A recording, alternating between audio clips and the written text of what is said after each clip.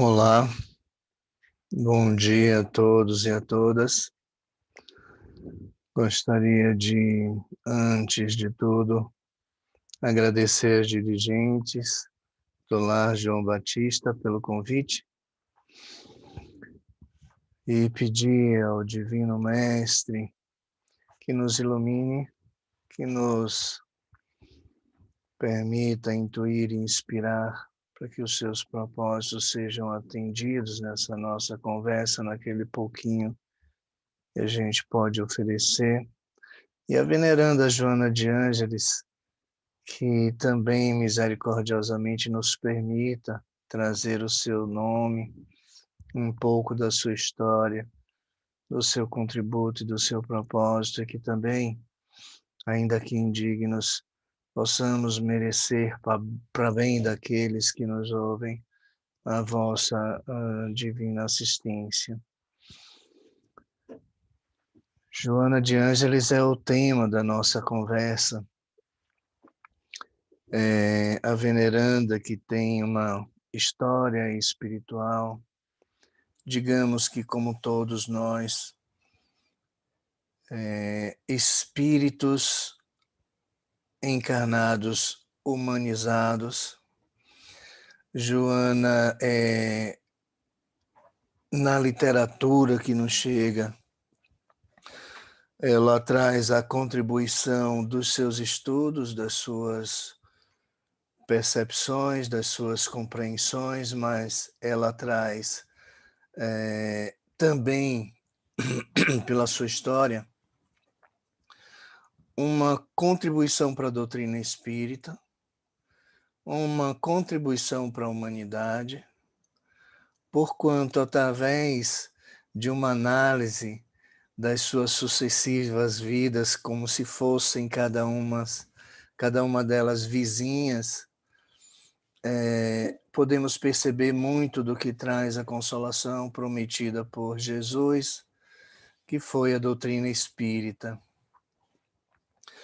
Estudando a história de Joana, nos fragmentos da erraticidade e da vigília, os seus propósitos, nós percebemos uma continuidade dos seus objetivos, como se uma sequência, não uma sequência lógica, mas digamos que uma sequência natural. Em cada uma das vidas encarnadas da veneranda Joana de Ângeles, ela traz contribuições que proporcionam impacto em todos nós, nos seres humanos, principalmente naqueles que lhe foram os contemporâneos, os mais próximos.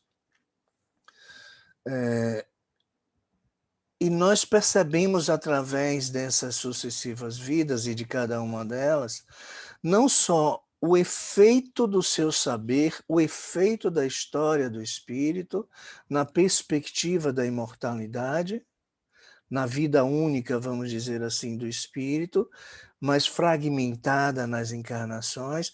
Nessas encarnações, nós podemos ver os efeitos das sucessivas encarnações, dos seus estudos, de que forma os seus conhecimentos, que foram alimentados e nutridos por seus propósitos primeiros, por sua vocação espiritual, impacta, se expressa e nos chega a cada um. Como chegou certamente aos seus mais próximos, aqueles que lhe foram contemporâneos, aqueles que com ela conviveram e que aprenderam muito com o seu exemplo. Tem passagens homéricas na vida, na história de Joana de Ângeles, que muito nos ensina e que se tornaram marcos. Obviamente, essas passagens, esses marcos, esses pontos, momentos emblemáticos para nós que estudamos a veneranda, para nós espíritas, muito provavelmente vai chegar a outros há alguns anos, algumas centenas de anos, muitas vezes, né? Mas ela nos traz um exemplo de grandeza, e ela nos mostra o humano que somos, as razões desse humano, nas suas dificuldades, nas suas formas de se relacionar com as coisas da vida, na sua forma de compreender o que acontece.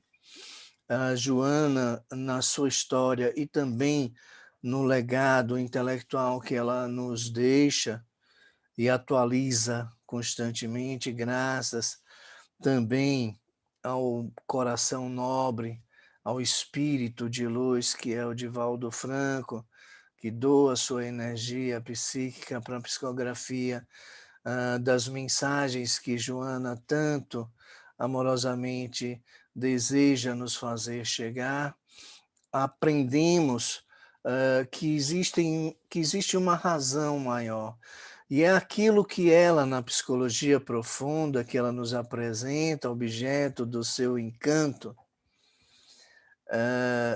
que é a natureza humana, e tem passagens interessantes que mostram isso de uma forma mais iluminada. Ela nos mostra que o desenvolvimento do espírito passa por diversas fases e corrobora entra em consonância com o desenvolvimento humano em cada uma dessas encarnações. E é esse o propósito que ela traz para nos mostrar que tenhamos paciência.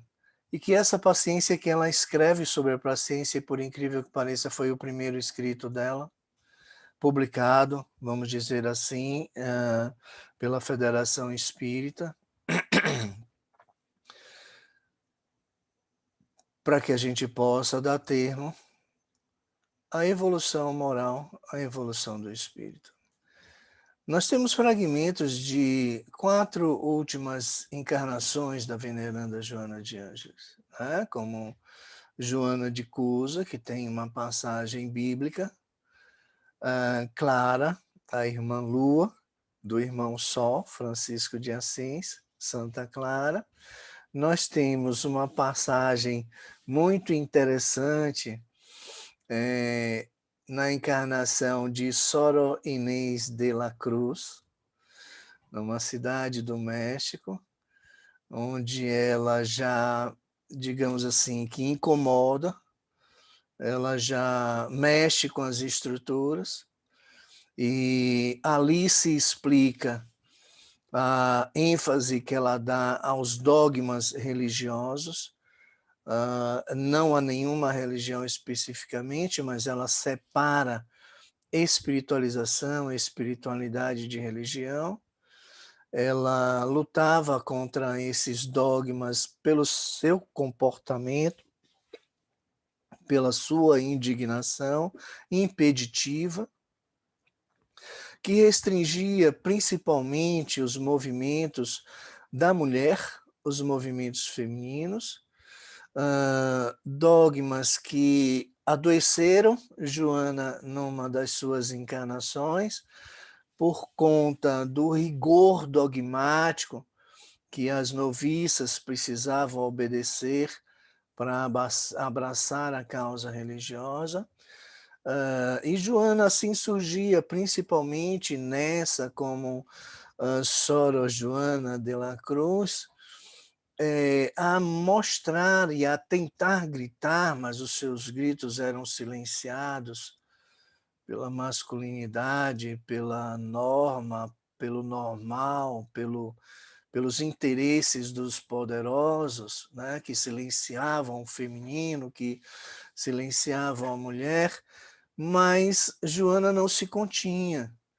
E ela fundamentava os seus gritos, a sua indignação, coisa que não podemos perder, que a humanidade não pode perder, e Joana nos ensina isso. Tentavam calar Joana e Joana não se calava, mas Joana muito elegantemente escrevia, inclusive poemas que não precisavam muito, mas estarreceram aquelas pessoas ligadas a uma religiosidade, porquanto não concordavam que aquelas palavras versadas partissem ou tivessem origem numa mulher religiosa.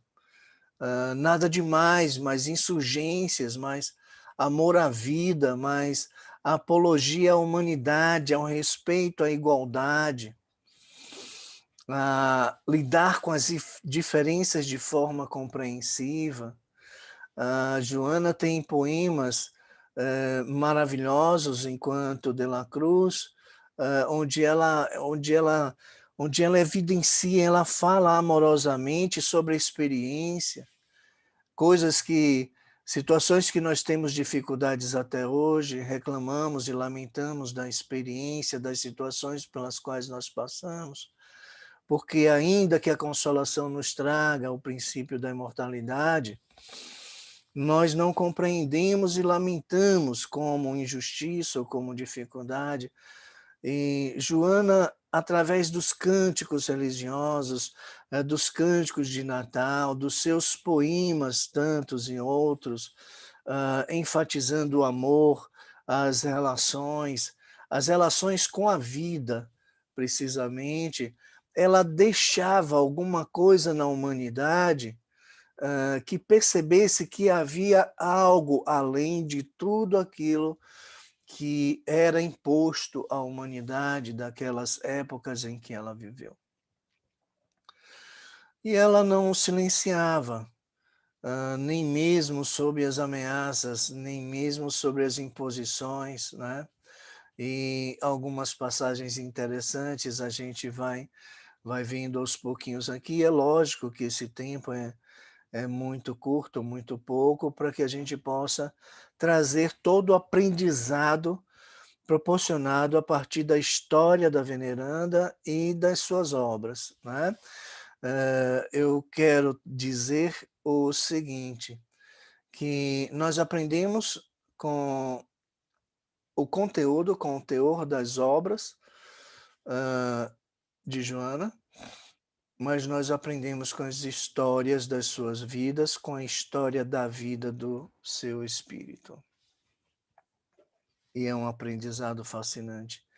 E uma proposta de crescimento a partir da compreensão. Joana de Cusa, Santa Clara, Sora Joana, Inês de la Cruz, Sora Joana Angélica de Jesus, né? Que dá a passagem para Joana de Ângeles. Observe por que Joana em 4 encarnações, né? E também a gente percebe, dizem as literaturas, que a sua fisionomia guardava uma semelhança intensa entre todas essas encarnações, né? Prova maior da reencarnação, Joana de Ângeles, né? Não só na sua polidez, no seu estilo, na sua elegância, na sua sensibilidade, não só na unicidade do seu propósito ao longo de todas essas vidas, né? Não só da continuidade do seu apego, do seu vínculo de amor, de ligação com o Divino Mestre Jesus. E tudo isso em Joana corrobora com esse segundo vetor que sustenta a doutrina espírita. O primeiro da imortalidade e o segundo da reencarnação. Nós somos imortalistas e reencarnacionistas, né?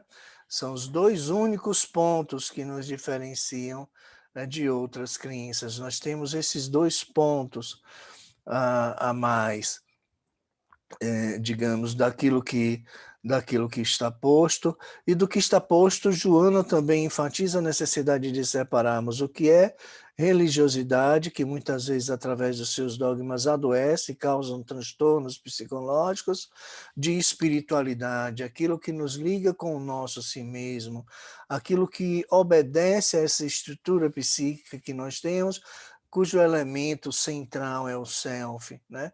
Que nos puxa para o caminho da bondade, o caminho da evolução, o caminho do progresso, o caminho da moralidade, mas não da falsa moralidade, como Joana se refere, daquela moralidade que atende a um determinado poder, a uma casta daqueles que se dizem, né, Deus na Terra, digamos assim, mas da moralidade que é consciencial, da moralidade que já está na estrutura do espírito, dessa moralidade espiritual que nos leva ao progresso e à verdadeira liberdade, onde chegaremos lá no quinto mundo das moradas do meu Pai, que conflita muitas vezes com a moralidade imposta pelos padrões sociais, e que causa conflitos e,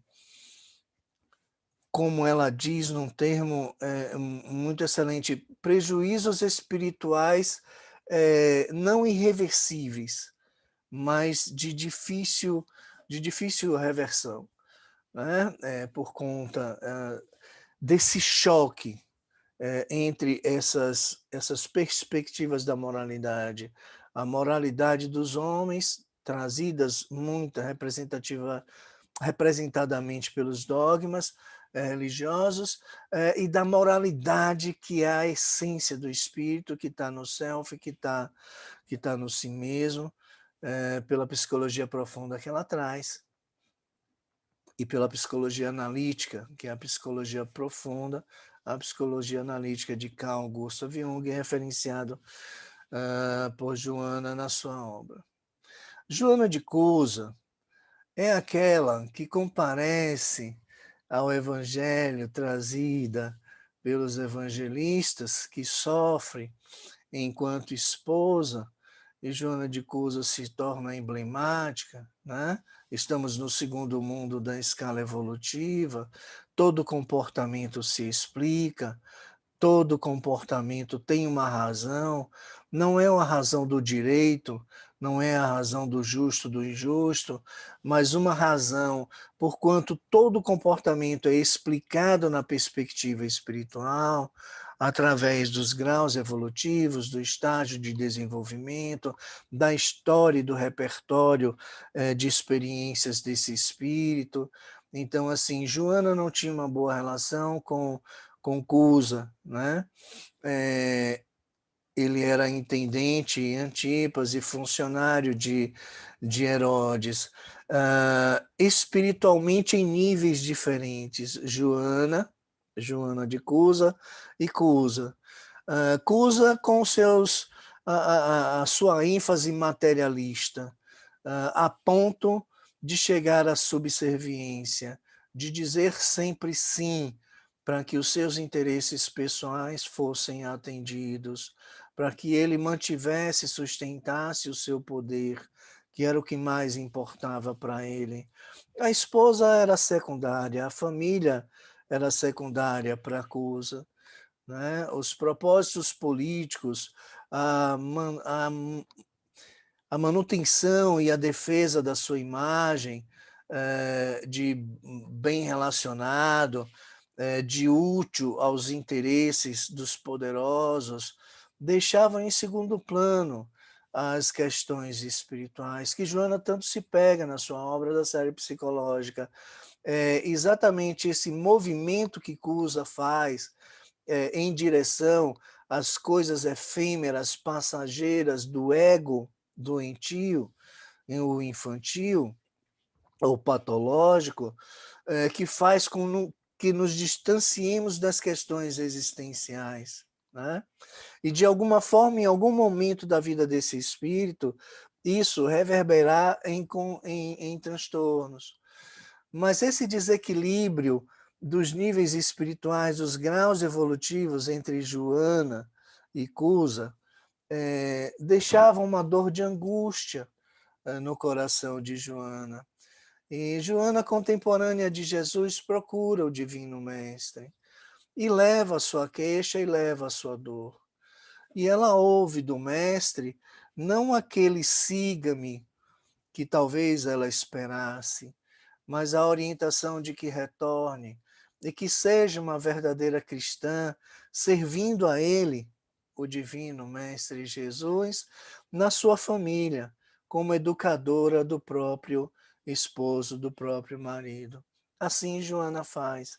Ela retorna para sua casa, ela tem um filho, Cusa morre, ela empobrece e trabalha, vai cuidar dos filhos de outras mães, para que o seu filho seja sustentado e alcance necessidades, satisfação de necessidades mínimas, né, através dessas famílias cujos filhos ela cuida, até morrer queimada viva, né, já na sua envelhecência.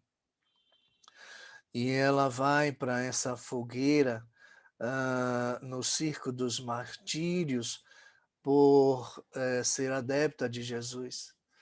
E o filho que a acompanha, e ela é queimada diante do filho, o filho implora para que ela negue Jesus, e ela nega o pedido do filho, e como é dito nas obras em que contactamos, ela sofre com o sofrimento do filho, mas é um sofrimento de amor, porquanto a causa é justa, porquanto Jesus sofreu, e Jesus era a vida dela, o viver, a razão da existência. Talvez não Jesus, homem, mas o propósito que Jesus trazia da Boa Nova, a espiritualização, a alma, e ela sucumbiu, afirmando Jesus na fogueira e pedindo compreensão, paciência, resignação ao filho, né? Porquanto Jesus havia sofrido dor maior e Maria mais ainda, né? E assim ela sucumbe nessa vida de Joana de Cusa. A passagem como Santa Clara está mais nos livros de Clara, né?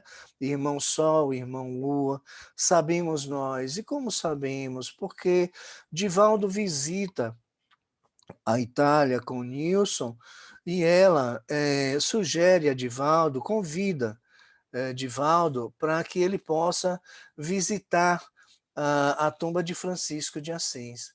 E assim, Divaldo atende ao convite, faz a visita à tumba de Assis, e naquele momento é praticamente um instante de catarse no espírito de Joana de Ângeles, porquanto as recordações da convivência, como ela diz, o irmão da natureza, é marcante no seu espírito, né? Pelo sentimento puro do amor, faz com que ela se emocione, né? E ela traga alguns relatos, mas é o fragmento que temos da passagem dela como Santa Clara. A admiração, o amor, como ela mesmo diz, há em minha alma um amor de ternura infinita por aquele que é o irmão da natureza. A veneranda Joana de Ângeles e Francisco de Assis são parceiros. Ela tem Francisco de Assis como parceiro nos seus propósitos, na construção da Mansão do Caminho, que parte da ideia da Casa do Caminho. São Francisco foi consultada por Joana de Ângeles, a ele ela submeteu o seu projeto. Francisco de Assis colocou algumas condicionantes que já eram tácitas e claras, porque são espíritos elevados, e aquelas condicionantes colocadas por Francisco eram questões humanas, de humanidade e espirituais, já contempladas no projeto de Joana, e eles trabalham juntos. E juntos não só na Mansão do Caminho, mas juntos em diversas outras tantas obras, né? Que são pontuadas, que recebem a luz dos dois. A capacidade de trabalho espiritual ela é imensa, foge literalmente à nossa lógica. E essa é Clara, né?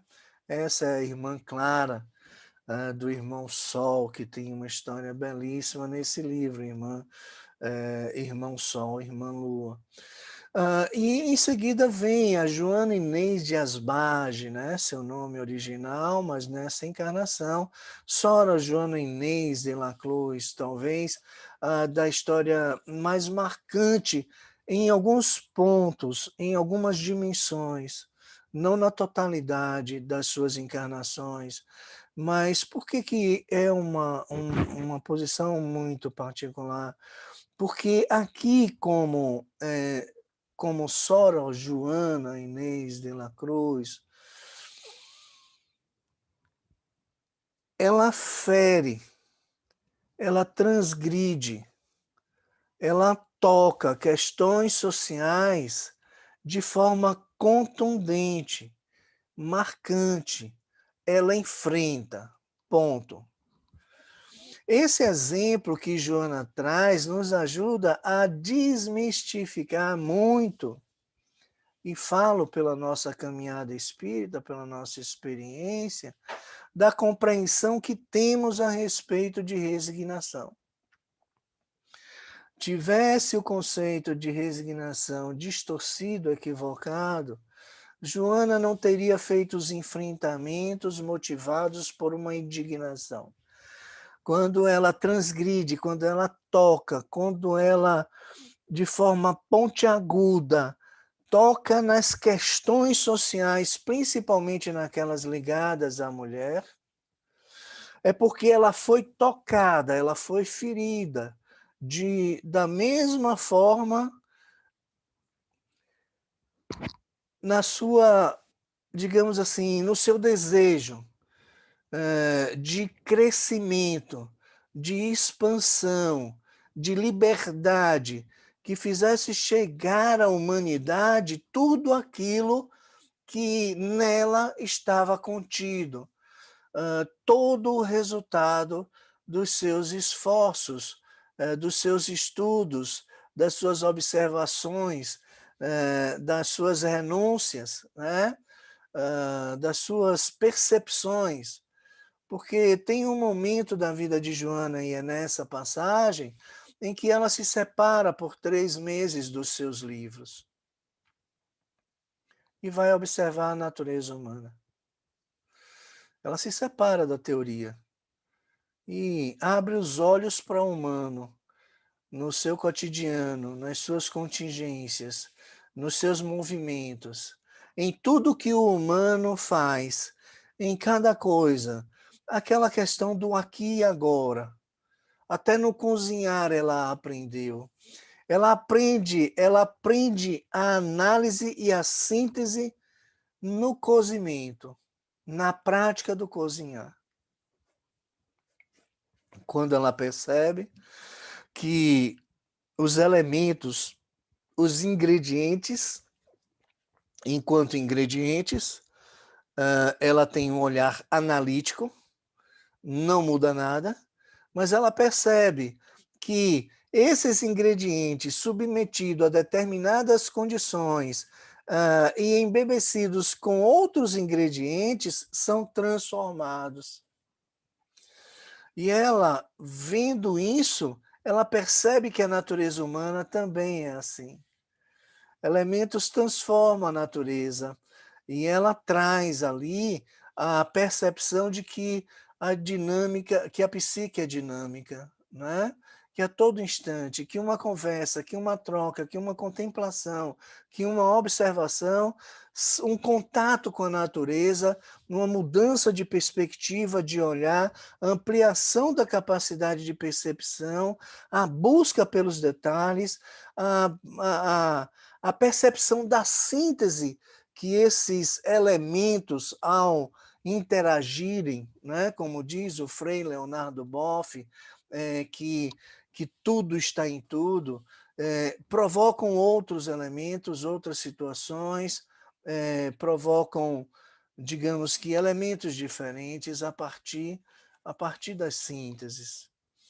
Então, Joana aprende com a própria vida. Joana tem um arcabouço de experiência qualificado pela teoria. Ela se debruçou sobre os livros. No momento da sua vida, ela simplesmente vende os seus 4.000 livros e faz um pedido a divindade, né? Que perdoe as vidas que ela teve, e ela se determina à prática do amor e assina esse pedido com o próprio sangue. Mas ela, nessa encarnação, ela tem uma sede de saber mais forte, mais acentuada.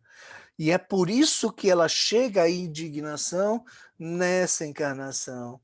Não é? Porque quanto mais se sabe, e Joana diz, ela lutava pelas mulheres porque não era somente na ordem de que as mulheres pudessem ler.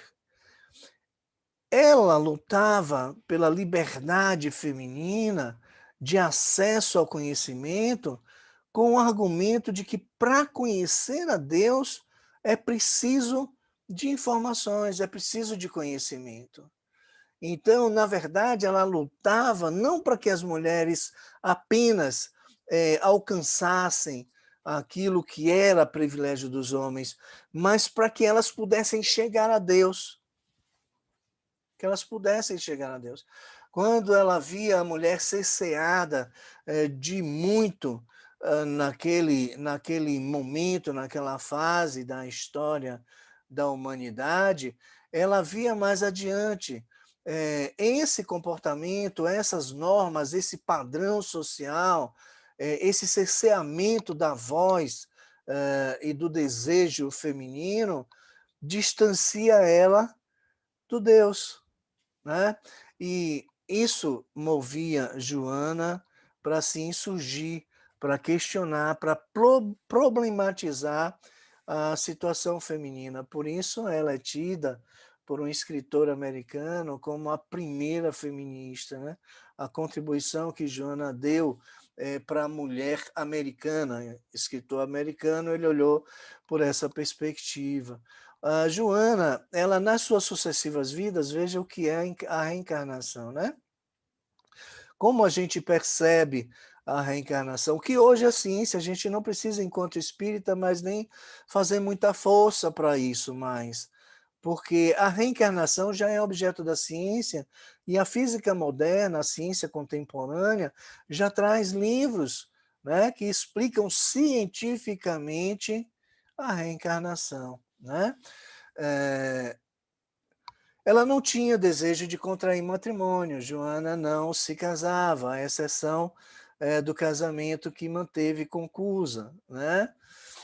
Ela tinha o desejo de penetrar cada vez mais no seu mundo interior, por isso que ela está credenciada a nos levar em contato com o nosso si mesmo através da sua série psicológica de 16 volumes, né? Onde ela traz a estrutura psíquica como o self, como o inconsciente pessoal, o inconsciente coletivo, e esse self estruturante ligando esse inconsciente pessoal e coletivo à consciência, né? E nos convocando para o bem, nos convocando para o progresso, nos chamamos, e através da dor da angústia, quando nos distanciamos desse propósito de crescimento moral, não da moralidade dogmática, não da moralidade social, mas da moralidade das leis divinas, das leis naturais, que está no universo e sob as quais nós estamos imersos nessas leis, e estamos também com essas leis nesse self-estruturante, e ali se reúnem os princípios divinos. Isso é trazido pela psicologia transpessoal, pela psicologia analítica, não é só mais pela fé, né? Hoje nós entendemos pela ciência, pela psicologia propriamente dita, o que a doutrina espírita traz como evolução moral do espírito, né? Hoje nós já sabemos pela ciência, e Joana faz esse link na sua obra da série psicológica a partir desse momento em que era do desejo dela conhecer-se, expandir a própria consciência, né? O desejo de penetrar cada vez mais no seu mundo interior, para que ela pudesse, conhecendo a si mesma, conhecer a humanidade. Ela passa por uma busca incessante de união com o divino. Ela já estava ali chamada pelo self estruturante. Nós precisamos dizer, porque Joana, ela traz em suas obras Jesus sempre assim, Jesus homem, Jesus homem, Jesus homem. E ela trabalha para desconstruir a deificação de Jesus. Ela nos alerta e ela nos convoca, não é um convite que ela faz, ela nos convoca a tirar Jesus do patamar de Deus. Jesus homem. Por que ela faz isso? Ela faz isso por uma questão de cuidado com a humanidade, para que quando a doutrina espírita nos traz, né, quando os espíritos elevados na codificação disseram que Jesus era modelo e guia da humanidade, ela traz o Jesus homem para mostrar à humanidade que é possível ser Jesus. Que Jesus não foi um Deus previamente construído, que Jesus foi o resultado das experiências multifacetárias, que Jesus evoluiu como todo espírito tende a evoluir. Então é por isso que ela faz questão de enfatizar. E por que isso? A sua obra mostra. Porque ela entrou em contato com si mesma, ela voltou-se para o seu interior. E isso permeia a obra de Joana, porque ela mostra os transtornos psicológicos, a depressão, como um distanciamento do sujeito de si mesmo. É uma ruptura na ligação do sujeito com o eu. Né? E isso tudo foram experiências do crescimento através dos estudos. Uma mulher que tinha 4.000 livros. Outra prova da reencarnação na história de Joana é o fato dela buscar mosteiros e conventos. Por que ela fazia isso? A mulher ela não podia portar livros, nem segurar livros para os homens, nem isso ela podia. Então ela buscava os mosteiros nas suas reencarnações, porque lá era um espaço sagrado onde ela podia estudar. Então, esses estudos com experiência de vida, com o propósito de introspecção, de voltar-se para si mesmo, e aí a gente traz da psicologia analítica, corroborada pela psicologia profunda de Joana, o termo individuação, tornarmos-nos indivíduos, né, únicos, conhecendo e acessando e afirmando a nossa vocatio, a nossa vocação, passa pelo encontro do si mesmo. E que, principalmente nós ocidentais, não estamos treinados nem estimulados, não somos estimulados a isso. E adoecemos, né? Com os diversos transtornos. E o conteúdo que ela nos traz nas obras da série psicológica é fruto não somente dos seus estudos, mas com a sua percepção do humano no viver e também no contato dela com o seu interior, com o seu si mesmo. Né? Ela tinha uma ansiedade por compreender Deus através da criação do homem, através da sua criatura. Se Deus é o criador da criatura, essa criatura, o ser humano, ela queria muito conhecer Deus através da criatura, daquilo que foi criado pelo Criador. E ela observava a natureza humana. Observe uma coisa, as literaturas que Joana alcançava, o conteúdo das literaturas que Joana alcançava na época das suas encarnações era muito distante, muito residual, muito simples, né? Em comparação ao que se tem hoje. O que se tem hoje, eu trago também não só a obra da ciência, porque Joana enfatiza, né, a ciência, inclusive Joana, ela tinha o propósito de mergulhar, de abraçar, de se ligar às letras e à ciência. Né? Então, é exatamente a perninha científica que vai explicar as leis naturais. E Joana fazia isso. Ela integrava a ciência com as questões do espírito e olhava para o ser humano com o propósito de conhecer a Deus, né? Então, analisando a criatura humana, ela poderia se sentir mais próxima daquilo que seria Deus, né? Ela vivia cercada de livros, instrumentos musicais, instrumentos científicos da época. Ela vivia com globos terrestres, né? Para ter uma visão geográfica do mundo mais facilitada e ajudar na compreensão dos seus estudos. Ela escrevia poemas, estudava diuturnamente, escrevia peças religiosas, dramas, tragédias, cantos de Natal, música sacra. Seus poemas surpreendiam, porque ela trazia questões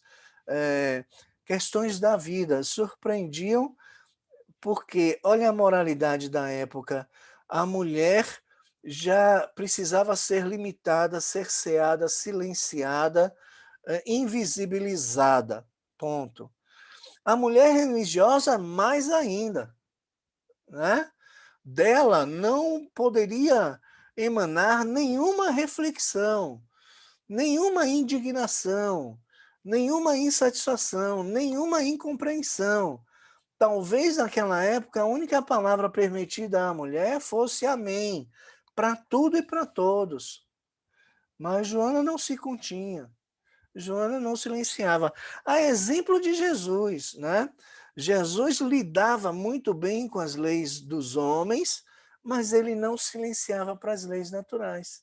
Ele dizia a César o que é de César, ao que é de César, a Deus o que é de Deus, mas ele seguia com o propósito da boa nova. Ferindo os interesses, ferir os interesses era consequência e efeito em uma humanidade viciada, em uma humanidade condenada. Né? Jesus não feria os interesses, ele não era sujeito dessa ferida. Os interesses humanos da época eram feridos por conta do nível que a humanidade se encontrava ali. Mas Jesus não desistiu de trazer uma nova proposta, a do reino dos céus, né? A do reino de Deus. Assim foi Joana. Joana respeitava as leis dos homens, infelizmente ela precisava ficar nos mosteiros, porque Joana poderia muito bem estar nas academias.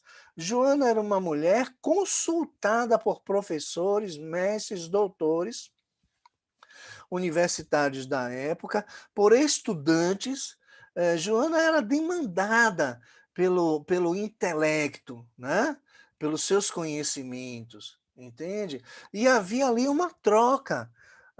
Esses contatos de professores, mestres e doutores que bebiam do conhecimento do saber de Joana de Ângeles também deixavam com ela os seus conteúdos, e Joana cresce com isso. Isso também enfatiza que o nosso desenvolvimento moral e espiritual passa pelo desenvolvimento intelectual e não somente naquele movimento que Joana fez em direção a ela mesma. A convivência, a socialização, que explica sermos seres gregários, ela também constrói esse espírito na sua totalidade. Então, a evolução moral, a evolução espiritual, o processo de individuação para a psicologia profunda de Joana, para a psicologia analítica de Carl Gustav Jung, passa necessariamente, inexoravelmente, por um contato com si mesmo e também por uma relação em coletividade. Né? Seus poemas surpreendiam porquanto vindos de uma religiosa era inadmissível. Os escritos dela foram popularizados, né? Não ficou somente entre os muros dos mosteiros, mas chegou à população gradativamente e obteve espaço, né? Porquanto muitos dos seus poemas, muitas das suas cartas, elas foram publicadas, mas ela também foi pintora, ela foi teóloga, de uma moralidade do espírito, não teóloga de uma moralidade religiosa, mas de uma moralidade do espírito, conhecimentos vastos, amplos, enriquecidos de medicina, enveredou pelo direito canônico, estudou e se aprofundou em astronomia. Todos esses conhecimentos vão construindo uma Joana, vão construindo um saber, né? E é por isso que eu digo que a gente não adquire conhecimento. O conhecimento, o saber de Joana foi construído por ela, buscando, bebendo das diversas informações das diversas áreas, né?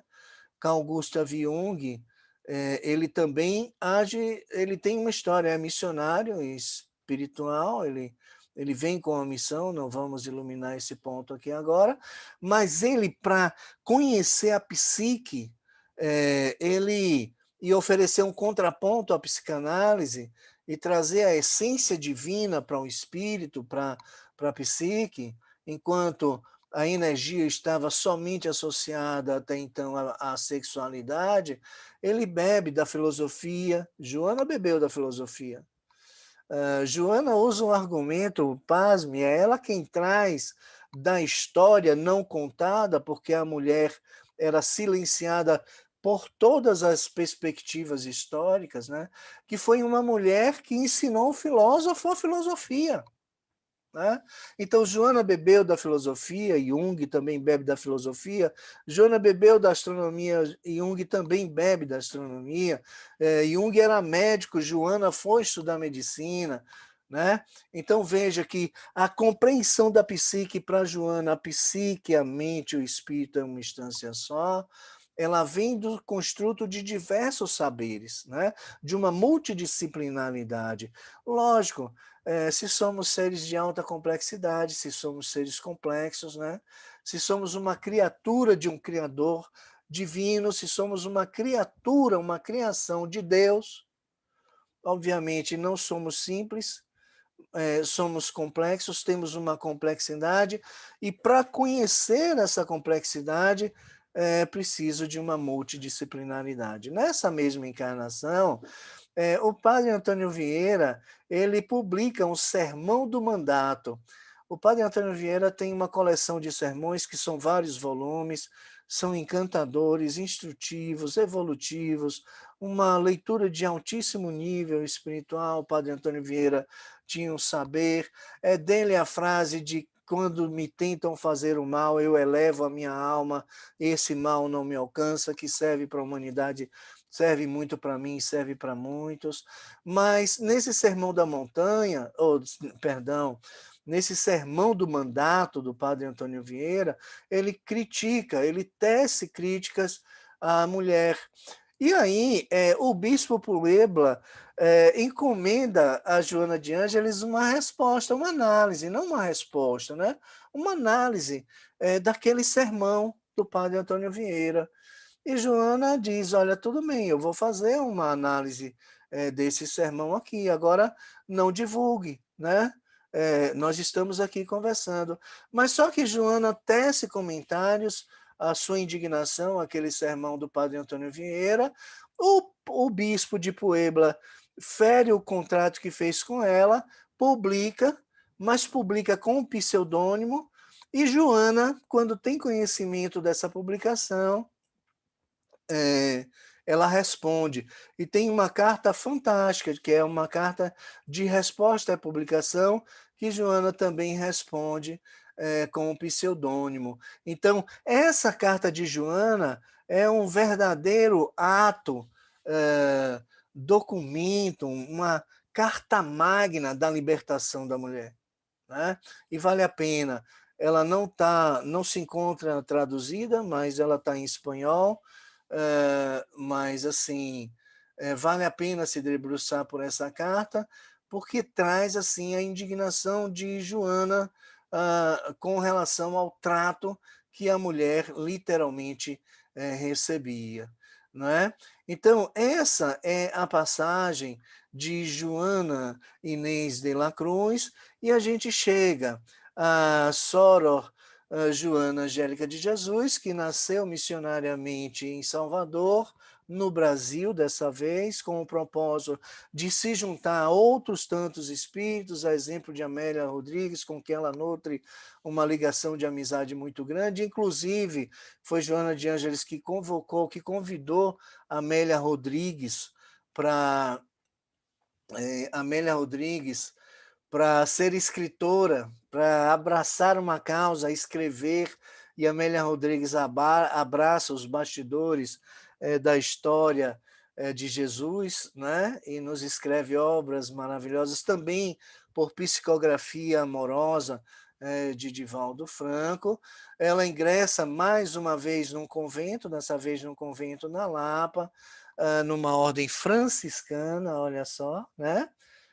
Tem uma razão para isso, reminiscências de Clara, que ficam no espírito, as relações espirituais ficam por toda a vida, por todo o sempre, por toda a imortalidade do espírito, exerce diversas funções religiosas naquele convento e morre assassinada por soldados portugueses contrários à independência do Brasil, porquanto tentavam invadir o mosteiro, e ela, simplesmente para proteger as noviças, se posta na porta do mosteiro e diz, né, que só entrarão aqui por cima do meu cadáver. Assim fizeram, mas ela sustentou tanto aquele enfrentamento que deu tempo para as noviças fugirem. Né?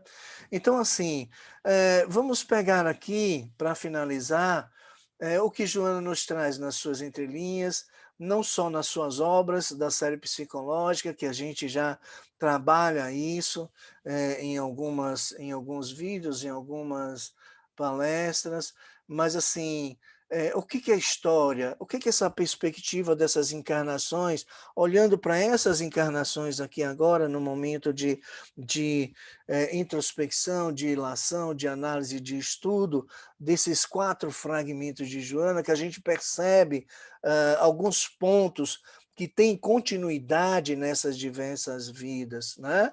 Ela está sempre disposta ao sacrifício, isso está presente nas 4 encarnações. Né? E o propósito dela é exatamente manter acesa a luz do Evangelho de Jesus. Né? A união com Jesus e a impregnação de sua mensagem na sua vida. Né? A mensagem de Jesus impregnada na existência do Espírito, em suas sucessivas reencarnações, sempre presente. A prova da reencarnação que traz a semelhança física, o mesmo propósito de adquirir conhecimentos, de estudar a natureza humana, né? Ela se integra à equipe da Consolação, que trouxe a doutrina espírita, que construiu a codificação, e ela ali se apresenta como como espírito amigo. Ela fala ali sobre a paciência, e tem outras obras em que ela insistentemente fala sobre a paciência. Não tem nada mais adequado à imortalidade do que paciência. Né?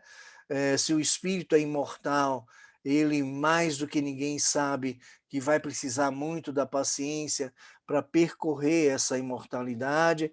Está presente no Evangelho segundo o Espiritismo também com esse tema paciência, e é a idealizadora da Mansão do Caminho, a partir da Casa do Caminho, que foi materializada, concretizada por Divaldo Franco, assistido por uma pleiade de espíritos, e a história desse projeto é magnífica, é maravilhosa, ver como as construções espirituais, como as ideações espirituais se concretizam, se materializam, que também é um outro exemplo para renovar nossas esperanças nos nossos desejos, nos nossos sonhos, nos nossos projetos, porque Joana mostra que a transformação de tudo e de todos é verdadeiramente possível. Eu espero que tenha ficado uma sementinha no coração de cada um, e que o nosso Senhor Jesus, junto com a veneranda Joana de Ângeles, se incumbam de irrigar para que ela venha dar bons frutos. Fiquem com Deus.